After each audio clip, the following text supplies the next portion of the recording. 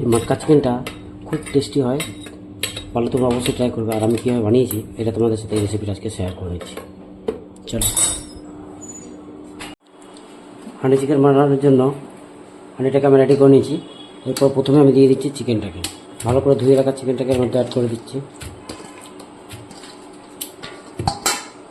Add করে দিচ্ছি আদা রসুনের পেস্ট,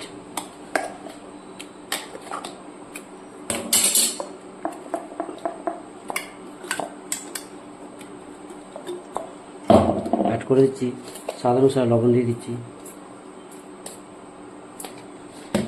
দিয়ে দিচ্ছি পেঁয়াজ কুচি, দিয়ে দিচ্ছি টমেটো কুচি, টক দই,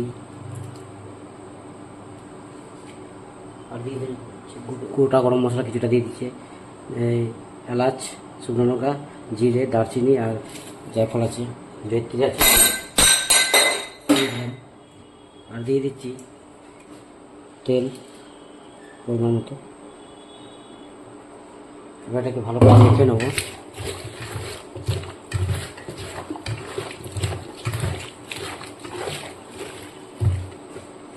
দিয়ে দিচ্ছি জিরে গুঁড়ো 1 চামচ, ধনে গুঁড়ো 1 চামচ, লঙ্কা গুঁড়ো 1 চামচ, হলুদ গুঁড়ো 1 চামচ।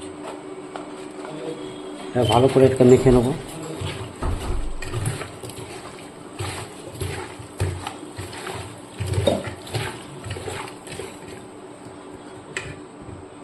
এরপর দিয়ে দেবো সামান্য কিছু জল, দিয়ে দেবো কিছুটা,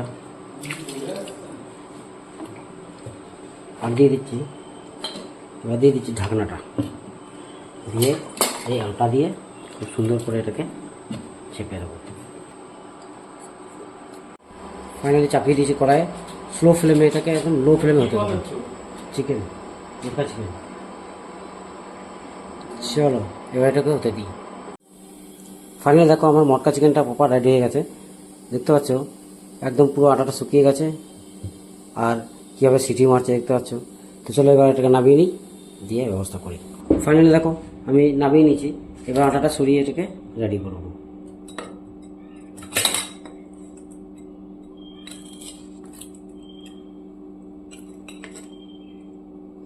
দেখতে পাচ্ছ বন্ধুরা আমার মটকা চিকেন একদম প্রপার রেডি হয়ে গেছে।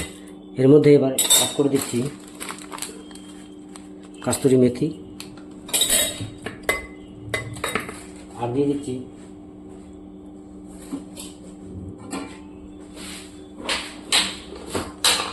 বাড়িতে তৈরি করে রাখা গোটা গরম মশলা, ডাইরেক্ট করে রাখা গোটা গরম মশলাটা এর মধ্যে অ্যাড করলাম।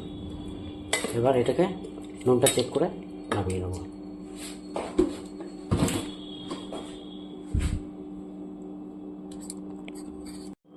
অ্যাড করে দিচ্ছি ধন্যবাদ কিছু।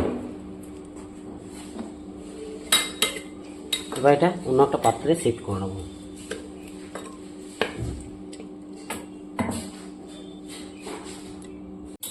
ফাইনালি এবার এটাকে সার্ভ করা যাবে। আমার মটকা চিকেন রেডি, এবার এটাকে সার্ভ করা যাবে। চলো, থ্যাংক ইউ।